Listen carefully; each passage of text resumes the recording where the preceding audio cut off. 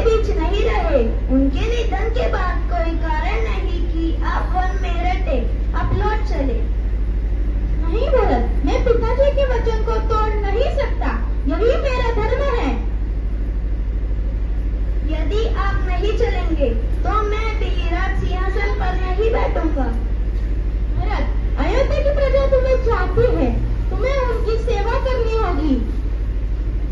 भैया, मैं इन पादुकाओं को ही अपना राजा मानूंगा और स्वयं केवल सेवक बनकर प्रजा की सेवा करूंगा।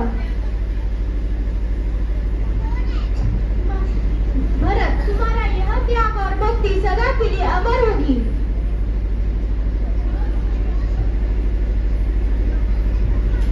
यही है धर्म और भाईचारे की पराकाष्ठा।